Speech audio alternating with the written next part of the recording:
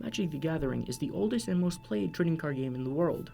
The game has a very basic design, as both players are considered special mages called Planeswalkers, and the idea is that you have to reduce your opponent's life total from 20 to 0 using nothing but your wits, your cunning, and your deck you've built. The game was first created and released in 1993 in August, and due to high demand in the following month, the second set of cards was immediately released to the public. The game has just celebrated its 25th year anniversary, so it is a great time to get involved in the game. I have two different players, Owen and Thomas, who are at very different levels of the game. Owen, who's played before and has a small amount of skill in the game, and Thomas, while a beginner, is showing great promise in the game. I sat down with them and asked them why did they think the game was fun? Why did they choose to start playing? And what do they think people should be involved in? It was about a couple of months ago. I was in a shop in town where they sell the pack of cards, and I saw them and they very much popped to me, like the artwork, and I thought, yeah, I actually kind of want to get into that. So as I was walking around the shop, they also had people playing the game, and I asked a couple of them if they could give me like the rundown of the rules.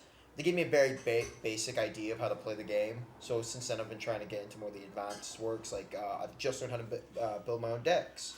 So and currently I've been using a vampire deck, which is a mixture of both black and white cards. And yeah, they have many, and black cards are mainly used for attacking enemies and resurrecting yours, and white cards are very much used for healing yourself and resurrecting your characters again, your creatures again. So I thought that was like a good mix. I would say it's a very approachable game. So yeah, I'd say it's very much open to anybody who would like to play it. If you like games like Yu-Gi-Oh or other trading card games, I think you would enjoy this one a lot, and I would highly recommend it. I've already got a couple of my friends into it as well, actually. Well, it started off in high school. A couple of my friends were playing it, and I got interested, inquired about it, and they just kind of introduced me, showed me the basics, the ins and outs.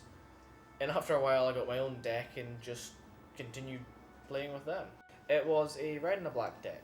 The red cards were mainly for completely annihilating the enemies with high strong monsters, and the black cards were for monsters that could destroy other cards, yet raise my own from the dead. It's similar to Yu-Gi-Oh! Some things, some aspects not. Yet it's fairly simple to play. It doesn't require a lot of complex math or anything like that. It's not what I would consider an extremely nerdy game, though it might have that stigma about it. In order to play the game, you must understand the rules. And to begin with, we'll start with deck building. There are 5 main colors in the game: red, blue, green, white, and black. And each of these have different playing methods, with red and green focusing more on creatures and offensive styles, while blue, black, and white deal with more spells and creature effects to control the battlefield. But you're also going to need land cards, and each corresponding color will have a specialized land card that you can use. Red has mountains, blue has islands, and the rest is very explanatory. Some creatures have different abilities to aid them in battle, and to keep it simple, I will only explain 4 abilities you will most likely see in the game. Haste. This allows a creature to attack on the turn it was played and not suffer from summoning sickness.